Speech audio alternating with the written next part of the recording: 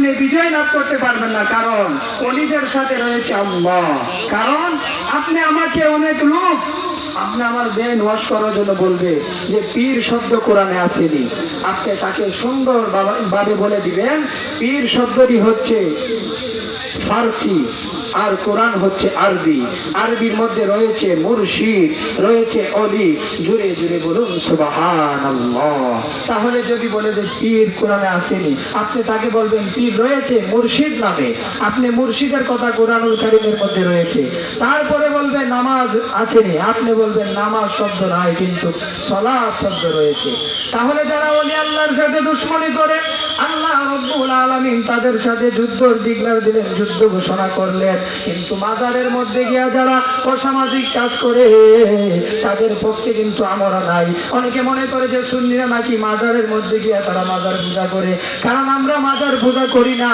অবশেষে প্রমাণ হইল তোমরা ওই মন্দির পূজা করো। কারণ মুসলমান আমরা মাজারকে আমরা সম্মান করি, কারণ মাজার হচ্ছে অলি, যারা যে জায়গার মধ্যে অলিরা থাকেন সেই জায়গার মধ্যে আমরা যাই। যাওয়ার পরে অলির খাতিরে আমরা আল্লাহ রাব্বুল আলামিনের কাছে চাই। কারণ কি অলির খাতিরে কেন চাই?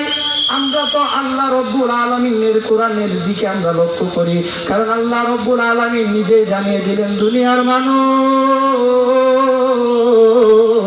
তোমরা আমি আল্লাহকে তালাশ করো উসিলার মাধ্যমে।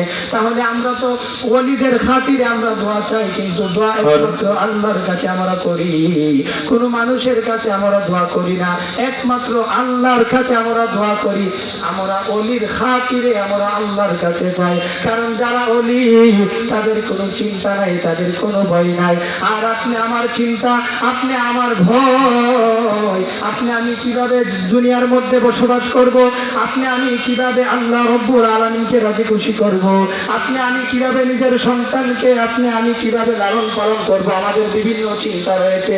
কিন্তু আল্লাহর ওলি যারা তাদের কোনো চিন্তা নাই, আল্লাহ রাব্বুল আলামিন বলেছে এই জন্য আমরা ওলিদের দরবারে যাই।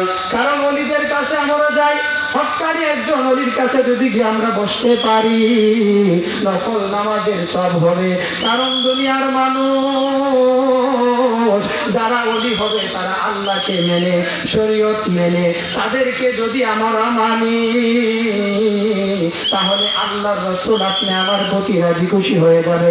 আর যার প্রতি আল্লাহর রাসূল রাজি খুশি হয়ে যাবে তার দুনিয়া ও আখিরাত উভয়টাই তাই সফল কাম হয়ে যাবে। তোমরা পাগলকে পাগল বলো না, সব পাগল পাগল না, কিছু পাগল মন আছে। তোমরা পাগলকে পাগল বলো না, সব পাগল পাগল না, কিছু পাগল মন আছে। যারা আল্লাহ নবীর প্রেমে দিওয়ানা, যারা আল্লাহ নবীর প্রেমে দিওয়ানা। মাজারের মধ্যে যাওয়ার পরে কত ধরনের লোক আমরা দেখতে পাই, অনেক পাগল। তারা কিসের পাগল? তারা কি আল্লাহর পাগল, রাসূলের পাগল না দ্বীনের পাগল? আমরা তো বুঝতে পারি না। এই জন্য অনেক মানুষ পাগলকে অবহেলা করে না। পাগলের সাথে ভালো আচরণ করতে হবে, কারণ সেই পাগল কোন পাগল আপনি আমি জানি না। কারণ পাগল তারা মানুষ, এই মানুষ তাদেরকে সম্মান করতে হবে। যারা আল্লাহ এবং নবীর পাগল, আল্লাহ রাব্বুল আলামিন তাদের জীবনকে সফল কাম করে দিবে।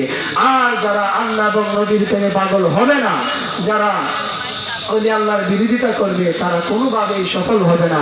তারা জায়গার মধ্যে বিভিন্ন জায়গায় তার অপমান হবে। কারণ কি? ওলির সাথে দুশমনি যারা করে তারা নিঃসন্দেহে মুনাফিক, তারা এজিদি মার্কা মানুষ। কারণ ওলি আল্লাহর ভক্ত যারা আহলে সুন্নাত ওয়াল জামাত আমরা দাবি করি এবং মানি, আমরা ওলি আল্লাহর ভক্ত। কারণ ওলিদের দরবারে যদি আমরা যাই, আমরা বেশি যাওয়ার পরেও সর্বপ্রথম আমরা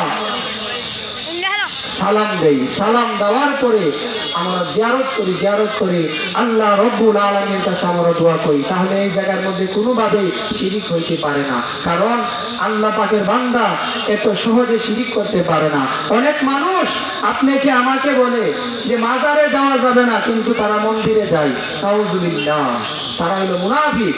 হিন্দু যাবে মন্দিরের মধ্যে, মুসলমান যাবে মসজিদের মধ্যে, আর উভয়টার মধ্যে যারা যাবে তারা মুনাফিক। আজকে আমি অনেকে দেখতে পাই, তাদের দাড়ি রয়েছে, তাদের টুপি রয়েছে, তাদের পাঞ্জাবি রয়েছে, কিন্তু তারা ওলি আল্লাহর বিরোধিতা করে, ওলি আল্লাহকে মানে না, কিন্তু তারা মাজারের মধ্যে না গিয়ে মন্দিরে যায়। আমরা নিঃসন্দেহে বুঝে নিলাম তারা হলো মুনাফিক। আল্লাহ রব্বুল আলামিন আপনাকে আমাকে সেই মুনাফিক থেকে বেঁচে থাকার তৌফিক দান করুন। আল্লাহুম্মা আমিন। ওয়া আখির দাওয়ানা আলহামদুলিল্লাহি রাব্বিল আলামিন। আসসালামু আলাইকুম ওয়া রাহমাতুল্লাহ।